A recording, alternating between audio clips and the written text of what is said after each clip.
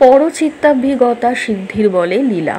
এটি এমন এক চমকপ্রদ সিদ্ধি যার বলে যোগী পরের মনের কথা জানতে পারেন। তার সামনে কেউ কোনো কথা বা ভাবনা গোপন রাখতে পারে না।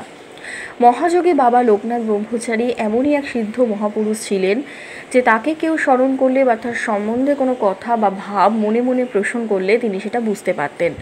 তার হৃদয়তন্ত্রীতে সেই স্মরণকারী বা ভক্তের মনের কথা অনুরণিত হতো এবং তার মানসপটে সেই ভক্তের ছবি ভেসে উঠত।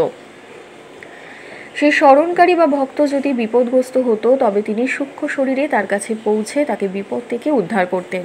তিনি অপ্রতিহত গতি বা মনোজব সিদ্ধির বলে এই রকমভাবে ভক্তদের কাছে চোখের পলকে পৌঁছতে পারতেন। এমন কিছু ঘটনার উল্লেখ আমি পূর্বে করেছি। দেহান্তরে এখনও মহাযোগেশ্বর বাবা লোকনাথ ভক্তদের একইভাবে কৃপা করে চলেছেন। এখানে পরচিত্তাভিজ্ঞতা সিদ্ধি বলে বারদী আশ্রমে বাবার আরও কিছু লীলার উল্লেখ করছি। একদিন আশ্রমে অনেক লোকের সমাগম হয়েছে। বাবা তাদের সঙ্গে ধর্মালোচনা করছেন, নানা বিষয়ে ভক্তদের উপদেশ দান করছেন। হঠাৎ দ্বারের দিকে চেয়ে একজনকে উদ্দেশ্য করে তিনি খুব কঠোর ভাষায় গালিগালাজ করতে লাগলেন। ভক্তরা বুঝতে পারলেন না যে কাকে উদ্দেশ্য করে বাবা সহসা এত কটূক্তি করছেন। বাবা হঠাৎ বললেন, তোরা শালা আজ আমি মাথা ভেঙে দেব, তোর শালা আজ আমি মাথা ভেঙে দেব। কিছুক্ষণ পরে এক অপরিচিত ব্রাহ্মণ আশ্রমে এসে উপস্থিত হলেন। বারদী আশ্রমে তাকে আগে কখনো দেখা যায়নি। তাকে দর্শন মাত্রই তেলে বেগুনে জ্বলে উঠলেন বাবা। নানা কটু কথা বলে তাকে তিরস্কার করতে লাগলেন। এই ব্রাহ্মণ অনেক দীর্ঘ পথ অতিক্রম করে ক্লান্ত হয়ে আশ্রমে প্রবেশ করেই বাবার কাছে এরকম কটূক্তি ও তিরস্কার পেয়ে খুবই বিস্মিত এবং দুঃখিত হলেন। তিনি মনে মনে ভাবতে লাগলেন যে ব্রহ্মচারী বাবা তাকে আগে কখনো দেখেননি, তার সম্বন্ধে কিছু জানেনও না, তবে কেন তিনি এমন ভর্ৎসনা করছেন? এই ভর্ৎসনার কোনো কারণ কারো জানা নেই। বাবা কাউকে এর কোনো কারণও বলছেন না, কেবল তিরস্কার করে যাচ্ছেন।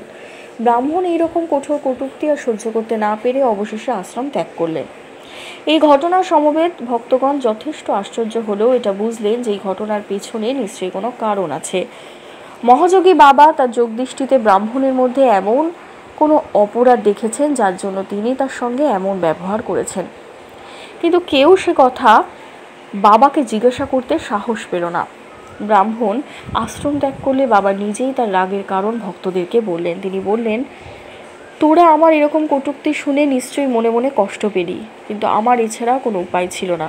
ওই ব্রাহ্মণ একজন নরমাংস বিক্রেতা, একটা কসাই। ওর এক বিবাহযোগ্য কন্যা আছে। বেটা বরপক্ষের কাছ থেকে মোটা পণ নিয়ে মেয়েকে বিয়ে দিতে চাইছে। ও মেয়েকে দেওয়ার জন্য কেবল পণের অঙ্ক বাড়িয়ে চলেছে।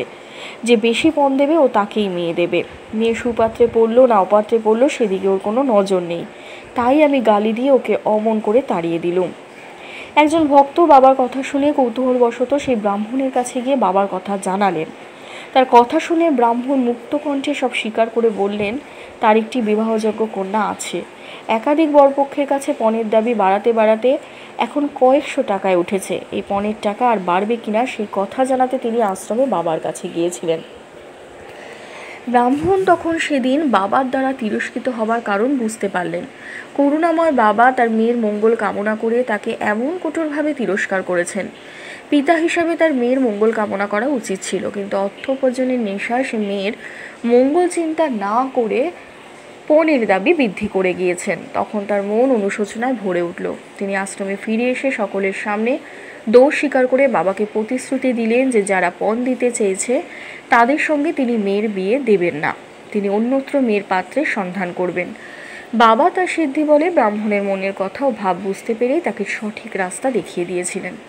ধন্যবাদ।